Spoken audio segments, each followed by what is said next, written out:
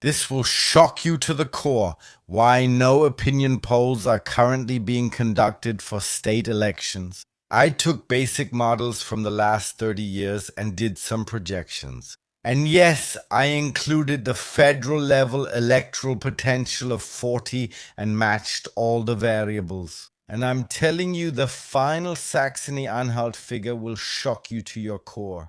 But I'll also say a little bit about the mathematical basics I used. Of course, I didn't just add 5 everywhere, but I looked at the elections and also the cult that has formed around some people. If you want to support this channel, I'd really appreciate a like and a subscription. And I'm telling you, the next polls here will shock you to your core.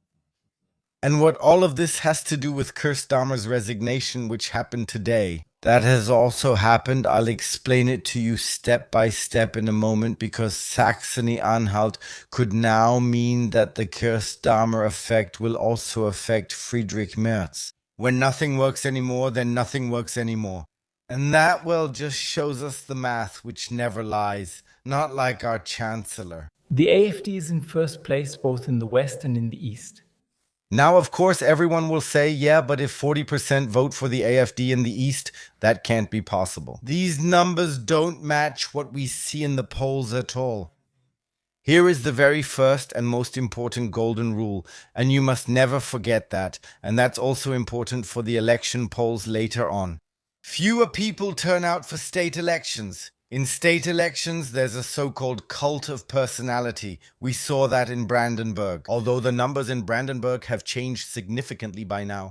And that's the point, not all AfD voters are just protest voters.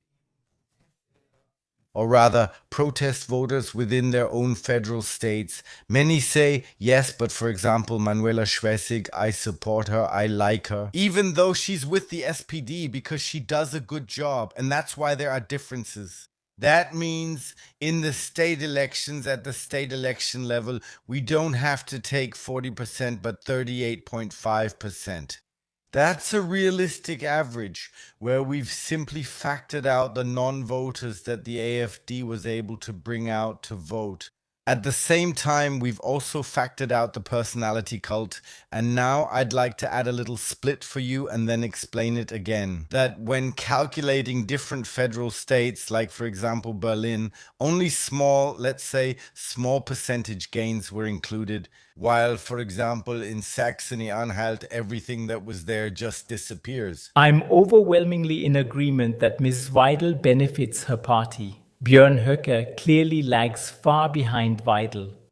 So, and because I want to make exactly that clear, let's take Berlin as an example. That's where, yes, Höcke is least welcome, in the East. And at the same time in Thuringia, where he has an extremely strong following that continues to grow. And importantly, as a basis for my research, I also looked at all the public rallies, how many people were there, how much of a cult has developed around a person, and at the same time, how much has it basically decreased in the last few weeks. For some, the numbers have also kept getting smaller at the rallies where people were present. And no, I didn't just rely on the framing from left-wing channels or anything like that, but I specifically looked at their own supporters. Those who have the greatest interest in promoting themselves. Here I already noticed a huge discrepancy. I saw an SPD video where there were 6, 7, maybe 8 people at a hookah rally, and then I got a different perspective on things. There were hundreds of people when he said the same thing, and that's why it's really, really important here. Let's just take a look at Berlin. That's where there was the smallest increase. College town, a lot of left-wing people, a lot of Greens, so not much electoral potential, only 1.5%. And then at the same time, we see Thuringia, strong supporters. More and more people are talking to each other on the street, and the people who listen to him are increasing, as well as the citizen surveys that are taking place. And that's how I did it now in Mecklenburg, Western Pomerania, and at the same time in Saxony-Anhalt.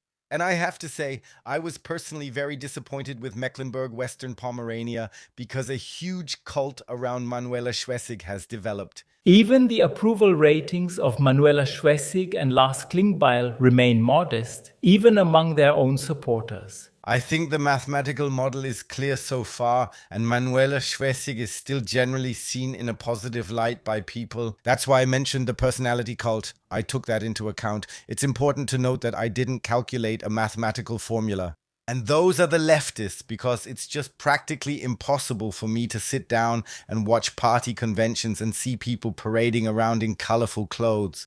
That's why I don't take the calculations between the Greens SPD and also the left at face value, because I much prefer to look at CDU or AFD polls. However, the potential voter base, and this is very, very important, differs between the right and the left.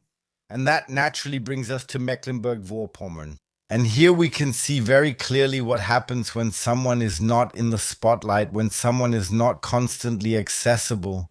And when a cult basically builds itself around a person, just like we see, for example, in Saxony-Anhalt. We'll get right into that in the next clip. There, especially right now in Mecklenburg-Vorpommern, many people don't even know who is actually going to be the state premier. Is he even accessible to me? Not in Mecklenburg-Vorpommern either. That's why, right now, also the thing with Schulze, that actually did more harm than good. One more clip from the Kulm and Saxony-Anhalt office. Then, for comparison between the genders, the AfD is ahead among both genders. And now, let's be honest, maybe you noticed this. About half a year ago, it was always said that, especially among women, the AfD was way, way behind. And then Saxony-Anhalt started to take the lead, I'll say it correctly today, Ulrich Siegmund, who then came more and more into focus and more into the spotlight. Then he had more and more press appearances, and suddenly, well, it spilled over. More and more women suddenly started voting for the AfD. And all these factors are currently overlapping with the election results from, not the election, but the polling results from Saxony-Anhalt, which at the same time determine these seats.